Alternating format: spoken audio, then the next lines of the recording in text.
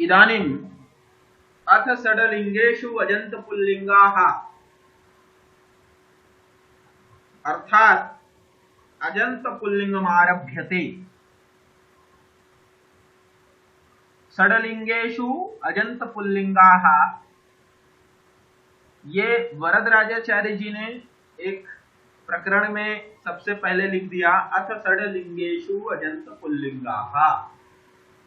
अथ इत्यस्य तात्पर्यम् आरंभः, इदानीम् आरभ्यते। अथ शब्द के कई अर्थ हैं, अमरकोश में देखना। तो अथ शब्द का आरंभ भी है। आरंभः उपक्रम, तो यहां से आरंभ हो रहा है। षडलिंगेषु अजंत पुल्लिंगा, ये षडलिंगेषु अजंत पुल्लिंगा करके इन्होंने निर्धारित कर दिया है। यथा नरेषु ब्राह्मणः, नरेषु ब्राह्मणः वा श्रेष्ठः, इस तरह से जो होता है, उसी तरह षडलिंगेषु अजंत पुल्लिंगा। अब यहां से आरंभ हो रहा है षडलिंग। अब इस षडलिंगों में भी अजंत पुल्लिंग का यहां पर विशेष रूप से उल्लेख किया जा रहा है। देखिए षडलिंग क्यों कहा, क्योंकि लिंग तो स्त्रीलिंग, पुल्लिंग और नपुंसक, उसी को हम पुल्लिंग, स्त्रीलिंग, नपुंसक लिंग भी कहते हैं आगे पीछे करके। तो ये षडलिंग कहने का तात्पर्य है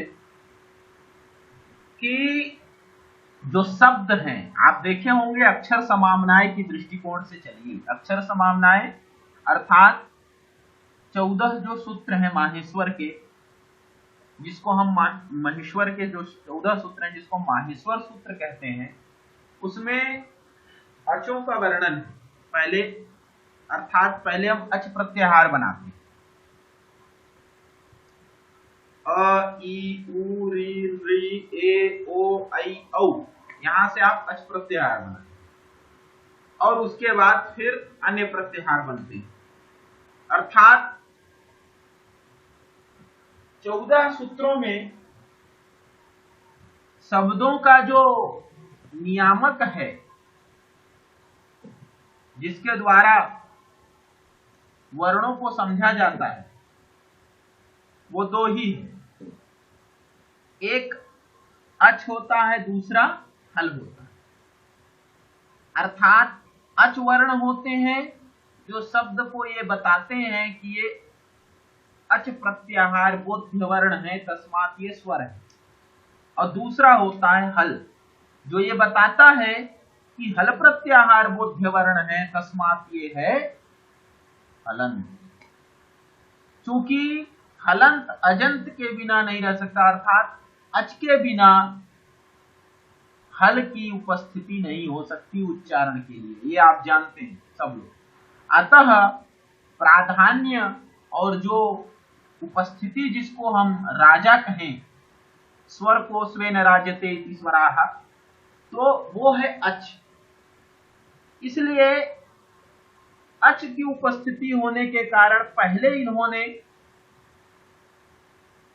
अजंत को स्वीकार किया, क्योंकि अच ही मुख्य है।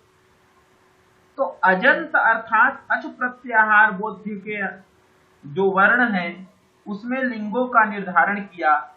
अजंत में अच प्रत्याहार हो अंत में जिसके, उसको कहते हैं अजंत। उसमें उन्होंने कहा कि अजंत पुल्लिंग होता है, अजंत स्त्रीलिंग होता है और अजंत नपुंसक लिंग होता है। उसी तरह जब आप हल प्रत्याहार बोध्य वर्ण बनाएंगे, अर्थात हल बनाएंगे, तो हल प्रत्याहार में जितने भी वर्ण आते हैं उसमें भी आपको विभक्त करके ये कहना पड़ेगा कि क्या होता है, हलंत पुल्लिंग होता है, हलंत स्त्रीलिंग होता है और हलंत नपुंसक लिंग होता है। क्योंकि अक्षर समामनाय में जो 14 सूत्र हैं, उन 14 सूत्रों में केवल 2 ही प्रकार के शब्द पढ़े जाते हैं, बताए जाते हैं और मुख्य वही है। एक है अच और दूसरा है हल। बिना अच के हलोच्चारण संभव नहीं है।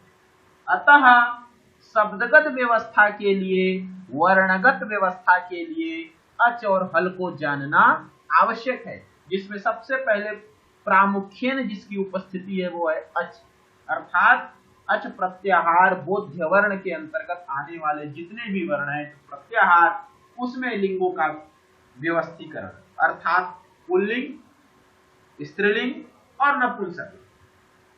अब फिर हलंत आया, उसमें भी उन्होंने व्यवस्था बना दी कि भाई यहां पर भी हलंत पुल्लिंग, हलंत स्त्रीलिंग, हलंत नपुंसक।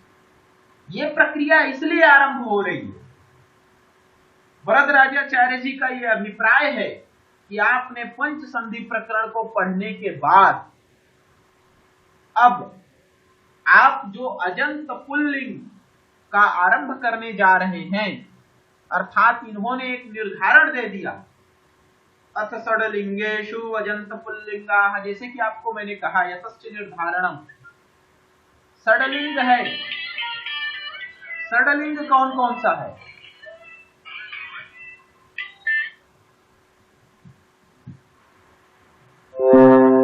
इदानीम् आरभ्यते मध्ये व्यवधानम आसीत् यतो हि तत्र कश्चन आक्षिपति। तो इसलिए यहां पर ये कहना चाह रहा हूं मैं आप लोगों को कि कोई भी शास्त्र जब हम पढ़ते हैं, पढ़ाते हैं, तो एक पूर्वापर एक दूसरे के साथ उसका संबंध जुड़ा होता है। जैसे यहाँ पर आपको स्क्रीन पे दिख रहा होगा कि अजंत पुल्लिंग षड्लिंगेषु अजंत पुल्लिंगाः, तो पंच संधि को पढ़ने के बाद, पंच संधि को पढ़ने के बाद जब हम, आपको जो लोग पढ़ते हैं उन लोगों को पता होगा, जब हम अथ अच संधि को आरंभ किए थे तो बहुत सारी चर्चाएं वहां पर की कि अच संधि अर्थात संधि प्रकरण का आरंभ ही व्याकरण के वाक्य स्फोट का द्योतक है। वाक्य स्फोट का बोध आपको संधि प्रकरण में ही होगा।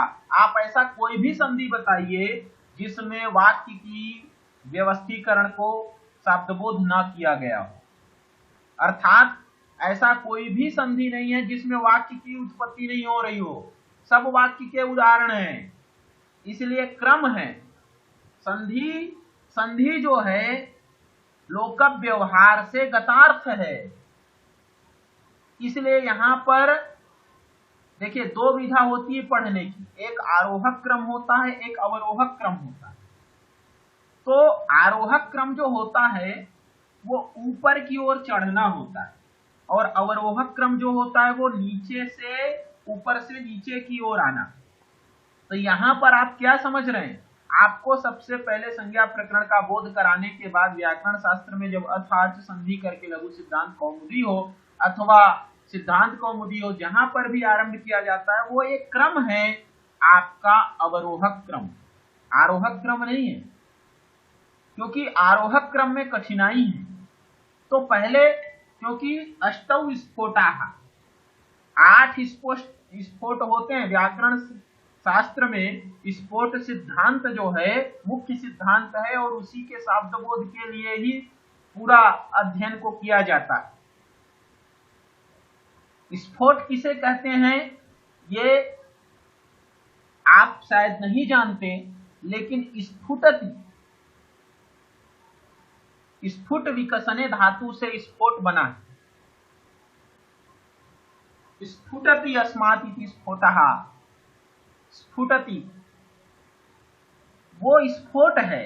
तो वो जो स्फोट है, स्फोट का मतलब पूर्णतया अर्थबोध की क्षमता जिसके द्वारा होती है। अगर आपको सरल भाषा में कहूं तो लोक व्यवहार में यदि कोई स्फोट को समझता है तो वो है केवल वाक्य स्फोट।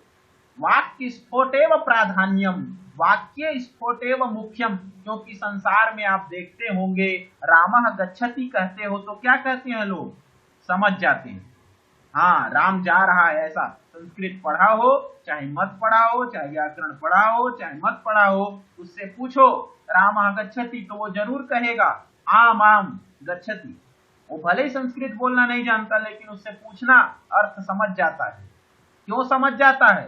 क्योंकि वाक्य स्फोट है, वाक्य स्फोट का शब्द बोध असंस्कृतज्ञ को भी होता है। वो जान जाता है कि राम जा रहा है, भले ही बोल नहीं पा रहा है संस्कृत, लेकिन जानता है कि रामः गच्छति का अर्थ राम जा रहा है, क्योंकि वाक्य स्फोट का लोक व्यवहार में उपयोग होता है। वाक्य स्फोट ही प्रधान है। इसी क्रम को लेते हुए भट्टोजी दीक्षित हो अथवा वरदराजाचार्य हो, भट्टोजी दीक्षित का अनुसरण वरदराजाचार्य ने किया था और उसी क्रम से संधि का आरंभ करते हुए इन्होंने वाक्य स्फोट को बताते हुए अब जिस क्रम को आ रहे हैं अथ षडलिंगेषु वजंत पुल्लिंगाः, ये क्रम पदस्फोट का है। पदस्फोट को कोई नहीं जानता, बिना व्याकरण पढ़े पदस्फोट का बोध हो ही नहीं सकता। किसी को कहना लोक व्यवहार में जाकर के कि रामः को सिद्ध करो, वो नहीं कर पाएगा। रामः क्या है कहो, वो नहीं कह पाएगा।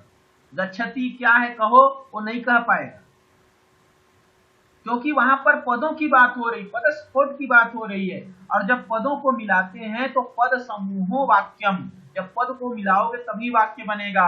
और लोक व्यवहार में जो शब्दबोध होता है वह वाक्य से होता है। इसलिए वाक्य स्फोट को पहले भट्टोजी दीक्षित ने बता करके उसी का अनुसरण वरदराजाचार्य ने करके अब आगे बढ़ रहे हैं वो पदस्फोट की ओर। तो ये जो क्रम है ये अवरोहक क्रम है, यही हमको विशेष समझना है इस आरंभ के पहले।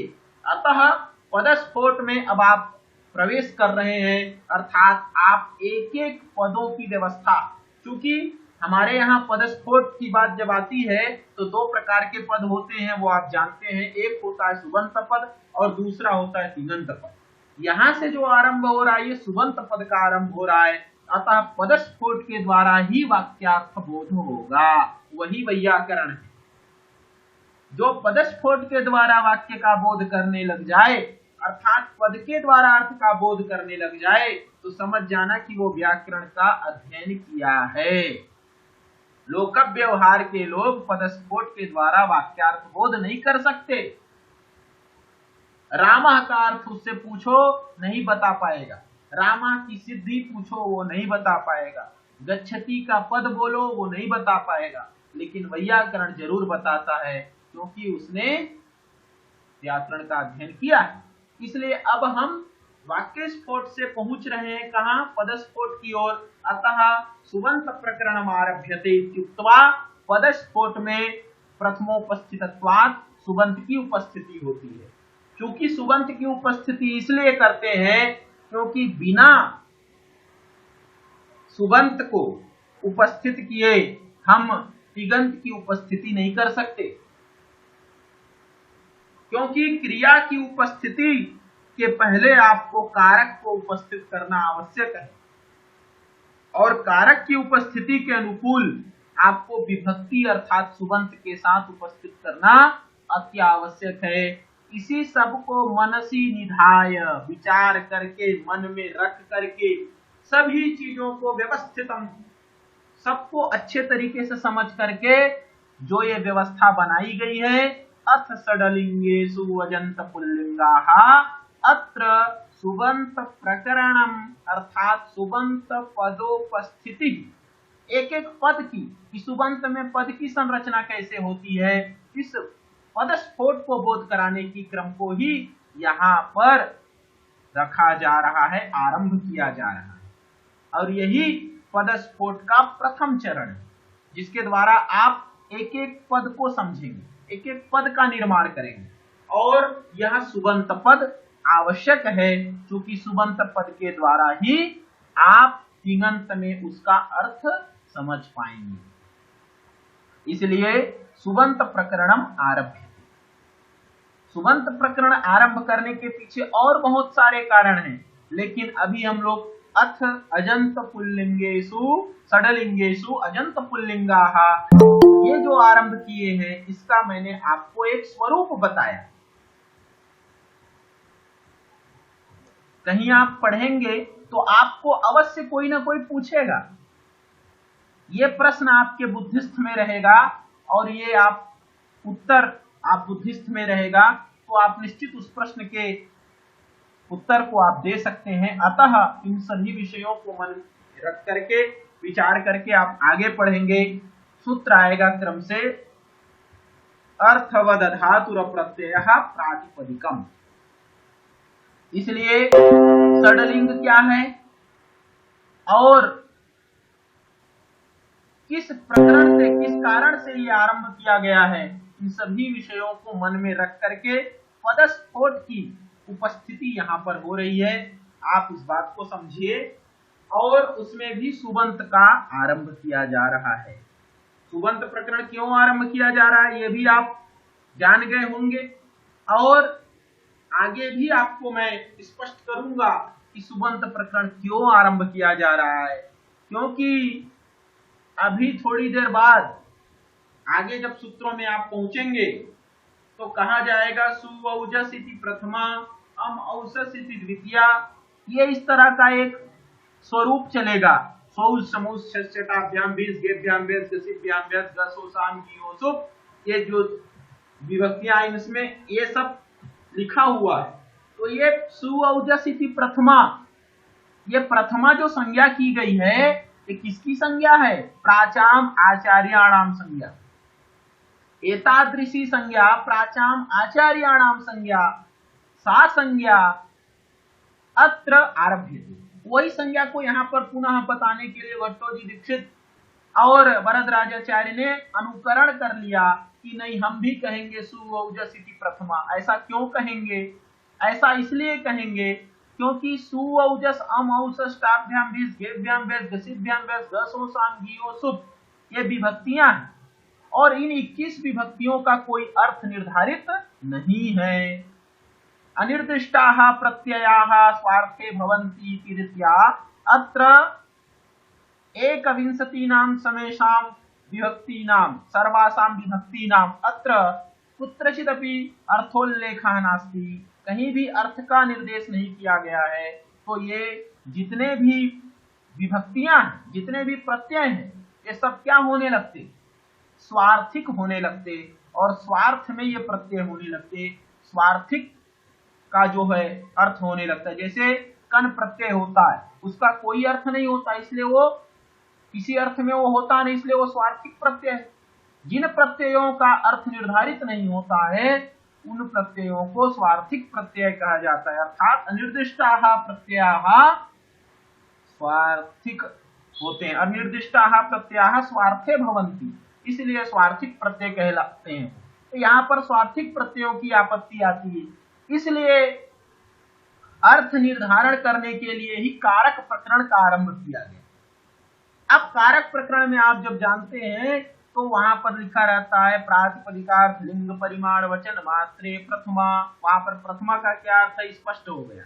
आगे अब जाएंगे कर्मणि द्वितीया, फिर आगे जाएंगे कर्तृकर्ण्योस् तृतीया, फिर आगे आप जाएंगे चतुर्थी संप्रदाने, फिर आगे जाएंगे पंचमी अपादाने पंचमी, षष्ठी संबंध है, आगे जाएंगे सप्तमी अधिकरणे। इस तरह से जो एक स्पष्ट अर्थ विभक्तियों को कर दिया गया, तभी से कारक प्रकरण का आरंभ हुआ। तो आप बताइए, यदि अथ षडलिंगेषु अजन्त पुल्लिंगाः, ये सब का आरंभ यदि नहीं किया गया होता तो न कारक प्रकरण का आरंभ होता, न पदस्फोट की चर्चा होती, न सूत्रार्थ बोध होता, न कोई आगे का कार्य होता। और बिना कारक के कभी भी कोई भी वाक्य की उपस्थिति नहीं हो सकती। कारक है तो क्रिया है, अर्थात क्रियान्वयित्वम कारकत्वम। कारक उपस्थित होगा तो निश्चित रूप से वहां पर कोई ना कोई क्रिया अवश्य होगी। बिना कारक के क्रिया की उपस्थिति कैसे हो सकती? कि वो कारक ही नहीं है। इसलिए इन सभी विषयों को विचार करते हुए, चिंतन करते हुए पदस्फोट की संरचना के लिए अथ षडलिंगेषु अजन्त पुल्लिंगाः ऐसा कह करके यहाँ पर पदस्फोट के विचार को रखते हुए अर्थवद धातुर प्रत्यय प्रातिपदिकम सूत्रम आरभ्यते। ये प्रथम सोपान, प्रथम चरण, कैसे पद की संरचना होती है, इस तरह से विचार करके ये भट्टोजी दीक्षित हो अथवा वरदराजाचार्य जी हो, दोनों ने ये सब मनसी निधाय इन सबको विचार करके ही इस प्रकरण को आरंभ किया। सूत्र है अर्थवद धातु प्रत्यय प्रातिपदिकम। ध्यान से देखिए सूत्र को।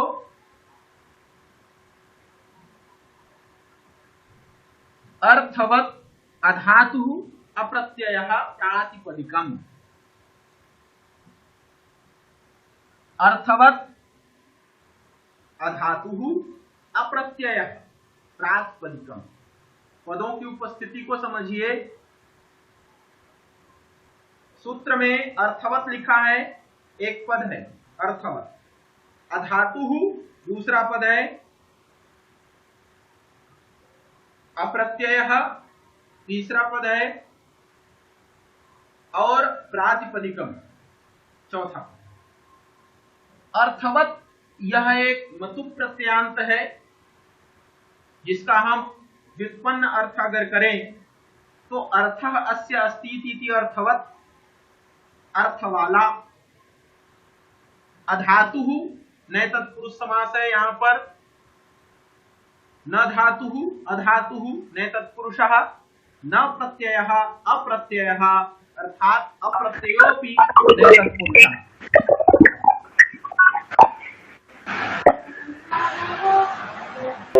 प्रातिपदिकम, प्रातिपदिकम इति संज्ञा। प्रातिपदिकम इति अत्र अस्मिन् सूत्रे चतुष्पदात्मकम् इदं सूत्रं।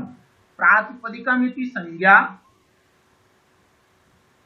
संज्ञी कुत्र अस्ति? अर्थवत्। अर्थवत् शब्द स्वरूप संज्ञी है और प्रातिपदिकम संज्ञा। आप जानते हैं कि संसार में पहले संज्ञी आता है कि संज्ञा आता है? अर्थात संज्ञी पहले आता है। जैसे उदाहरण मनुष्य को ले लो। मनुष्य का शरीर एक क्या है? संज्ञी है। अब मनुष्य का नाम क्या है? संज्ञा है। तो मनुष्य की उत्पत्ति संसार में पहले हुई, इसलिए प्रथमोपस्थितत्वात् संज्ञी की उपस्थिति पहले होती। इसीलिए देखिए सूत्रकार ने भी स्पष्ट कर दिया, अर्थवत। ये जो अर्थवत है यही क्या है? संज्ञी है। जितने भी संज्ञा सूत्र होते हैं उसमें संज्ञी पहले होता है, केवल वृद्धिरादेश को छोड़ करके। तत्र वृद्धि इति पदम संज्ञा, अर्थात वृद्धि संज्ञा है, लेकिन तत्र वृद्धि इति पदम मंगलार्थम आदौ लिखितम, वो मंगलार्थक वृद्धि पद है। इसलिए भाष्यकार कहते हैं कि मंगलार्थक वृद्धि पद को आदि में रखा गया। इसलिए संदेह नहीं करना है। अर्थवद इत्यत्र अर्थः अस्य अस्ति इति अर्थवत् मतु प्रत्यय। न धातुः अधातुः इत्यत्र न तत्पुरुषः, अप्रत्ययः न प्रत्ययः अप्रत्ययः इत्यत्रापि तत्पुरुषः न तत्पुरुषः। प्रातिपदिकम् इति संज्ञा। प्रातिपदिकम् इति संज्ञा। यद्यपि व्युत्पत्त्यार्थं स्वीक्रियते तर्हि तत्र शाब्दबोधा न भवितुमर्हति। हम व्युत्पत्ति से भी अर्थ को ले सकते हैं। पदम पदम प्रतिपदम प्रतिपदम अर्हति इति प्रातिपदिकम। यहाँ पर प्रातिपदिकम को क्या लेना है? संज्ञा। केवल प्रातिपदिकम को यहाँ पर संज्ञावाचक माना गया है। प्रातिपदिक क्या है? संज्ञा है। और पदम पदम प्रतिपदम प्रतिपदम अर्हति इति प्रातिपदिकम, ये तो शब्द की व्युत्पत्ति है, लेकिन शब्द व्युत्पत्तियां हम अर्थ निकालेंगे तो अर्थ शब्द बोध में स्पष्ट नहीं होता है। अतः यहाँ पर प्रातिपदिकम संज्ञा, यहाँ पर यही कहें कि प्रातिपदिकम संज्ञा है। और प्रातिपदिक संज्ञा कैसी हमको लेना है? तो अर्थवान। और तत्रापि विशेषणम, अर्थवत में भी एक विशेषण लगा है दो, कि ऐसा अर्थवान हो जो धातु भिन्न हो और प्रत्यय भिन्न हो। इसलिए अर्थः अस्य अस्ति इति अर्थवत में मतु प्रत्यय है, तदस्यास्तस्मिन् इति मतु। तो इसलिए अर्थः, अर्थ कहते हैं वृत्ति को। कोई भी शब्द में अर्थ की उपस्थिति स्वाभाविक है। बिना अर्थ के कोई शब्द नहीं हो सकता। संसार में जितने भी शब्द हैं सबका कोई ना कोई अर्थ है। तो जब सबका अर्थ ही है तो पाणिनि जी को ये लिखना ही नहीं चाहिए था कि अर्थवान प्रातिपदिकम। ये अर्थवत कह करके पाणिनि जी ने एक संकेत कर दिया है कि कुछ शब्द ऐसे भी होते हैं जो अनर्थक होते हैं। समझो बात को। अगर सभी शब्द सभी अर्थ को बताने में सक्षम हैं, तो कोई भी संसार का ऐसा शब्द नहीं है जो अर्थवान नहीं है। अर्थात सब अर्थवान है, कोई ना कोई अर्थ को सभी शब्द बोलते हैं, अनर्थक कोई भी शब्द नहीं है। इसका मतलब है कि पाणिनि जी को यह कहना ही नहीं चाहिए कि अर्थवान, जो शब्द रहेगा उसकी प्रातिपदिक संज्ञा होगी। जब सभी शब्द अर्थवान है ही है तो स्वाभाविक रूप से अर्थवान की ही प्रातिपदिक संज्ञा होगी, अनर्थक की प्रातिपदिक संज्ञा नहीं होगी। तो ये अर्थवान करके एक व्यावृत्ति कर रहे हैं, एक स्पष्ट कर रहे हैं कि अनर्थक पदार्थों की कभी भी प्रातिपदिक संज्ञा नहीं होगी। इसलिए अर्थवान कहने से यह स्पष्ट हो गया है कि कुछ शब्द अनर्थक भी हैं। कुछ शब्द क्या हैं? अनर्थक भी हैं। वही अनर्थक शब्दों की व्यावृत्ति करने के लिए, व्यावृत्ति नाम हटाना, उसको हटाने के लिए, उसको व्यवस्थित करने के लिए ये अर्थवत विशेषण लगा दिया गया विशेष रूप से। और उसमें भी अगर अर्थवान है तो धातु अर्थवान नहीं है क्या? धातु भी कोई ना कोई अर्थ को बोलता है, तो धातु की भी प्रातिपदिक संज्ञा हो जाए। प्रत्यय अर्थवान नहीं है क्या? ऐसा कोई भी प्रत्यय नहीं जिसका कोई अर्थ नहीं होता, प्रत्यय का भी अर्थ होता है। तो जब इन्होंने अर्थवान कह दिया तो इनको दो विशेषण और लगाना पड़ा। नहीं, सूत्र पाणिनि जी को प्रातिपदिकम ही बनाना चाहिए। ना अर्थवान लिखने की आवश्यकता है, ना अधातु लिखने की आवश्यकता है, ना अप्रत्यय लिखने की आवश्यकता है, क्योंकि संसार के जितने भी शब्द हैं वो सब अर्थवान है। तो अर्थवत लिखने का तात्पर्य हो गया कुछ अनर्थक शब्द हैं जिसको व्यावृत्ति करने के लिए इन्होंने अर्थवत विशेषण दिया। जब अर्थवत कर दिया तो उसमें भी और विशेषण लगा दिए कि नहीं, धातु भी कोई ना कोई अर्थ को बोलता है। तो धातुम विहाय ये एक उन्होंने कह दिया। उसके बाद कहा कि प्रत्यय भी कोई ना कोई अर्थ को कहता है। ऐसा कोई भी प्रत्यय नहीं जिसका अर्थ ना हो, केवल स्वार्थिक दो प्रत्ययों को छोड़ करके। तो ये अर्थवत की उपस्थिति के कारण ही अधातु को आना पड़ा, अप्रत्यय को आना पड़ा, और इस तरह से पाणिनि जी ने सूत्र पूरा बना दिया। अर्थवत धातु प्रत्यय प्रातिपदिकम। तो प्रातिपदिकम तो संज्ञा कोटि में है, संगी तो अर्थवत है, और उस अर्थवत का विशेषण है अधातु अप्रत्यय, और उस अर्थवत में भी अर्थ का अभिप्राय है वृत्ति, और वो वृत्ति हर शब्द में रहती। और अर्थ के साथ शब्द का जो संबंध होता है वो नित्य होता है, सिद्धे शब्दार्थ संबंधे।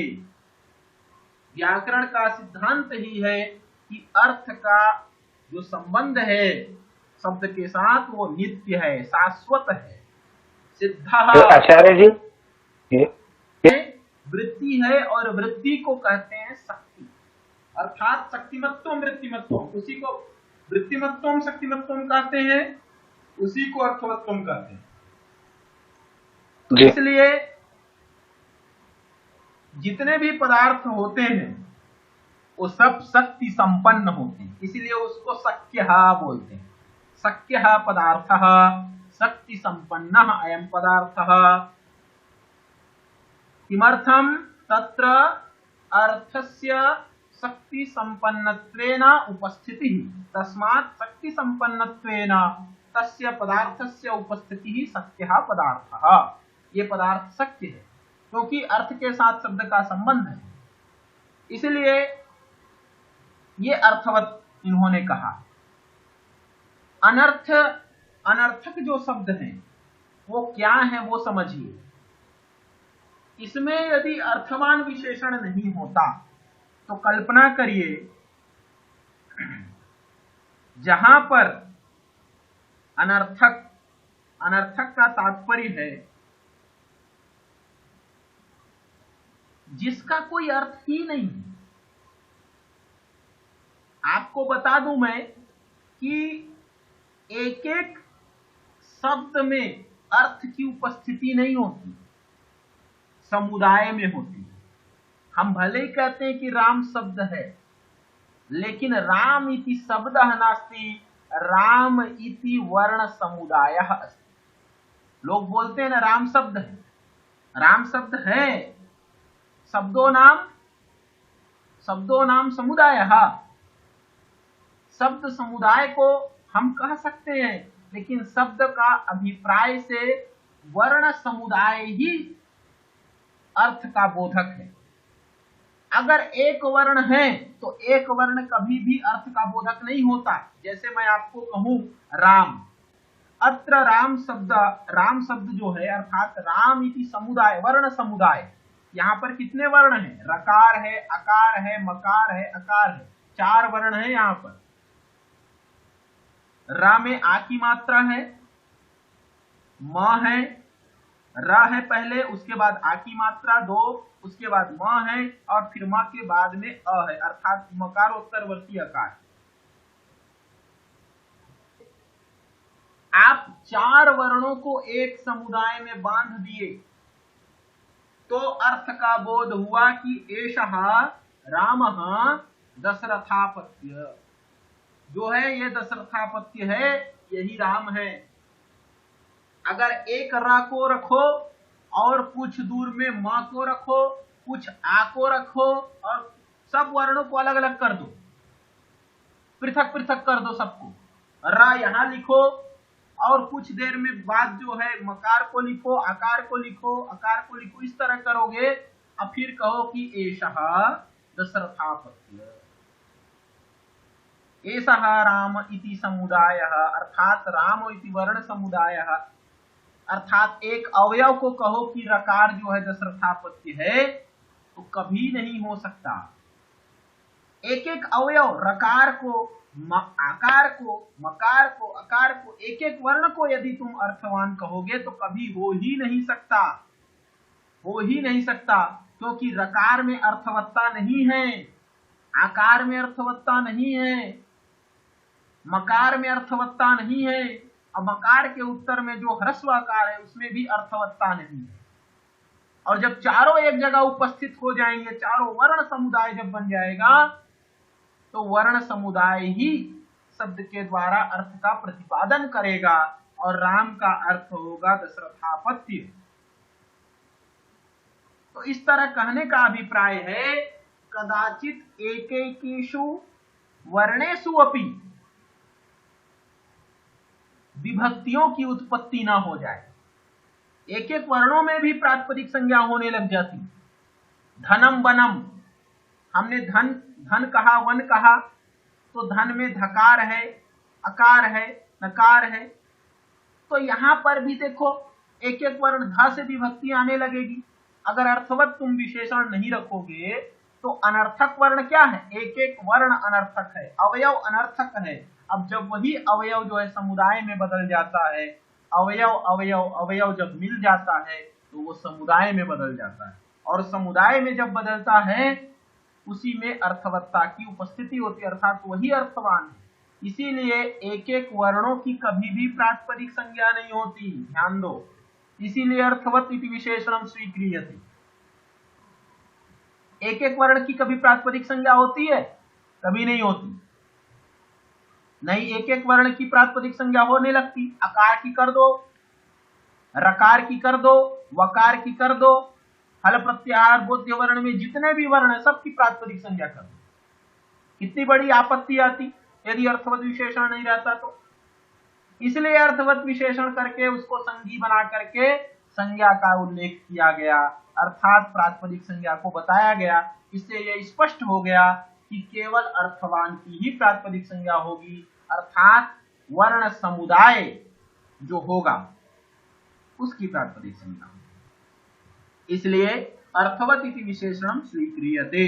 इसलिए राम ये जो है वर्ण समुदाय है, श्याम वर्ण समुदाय है, कृष्ण वर्ण समुदाय है, मोहन, कृष्ण ये जितने भी है ये सब वर्ण समुदाय हैं। वर्ण समुदाय में ही अर्थोपस्थिति रहती है। पदजन्य पदार्थोपस्थिति जो है उसके द्वारा बोध होता है और वही अर्थवत्ता होने के कारण प्रातिपदिक संज्ञा होती है, जिसके कारण हम उसको पदार्थ मान करके बोध करते हैं और विभक्ति लाते हैं। इसलिए अर्थवत विशेषण दिया गया।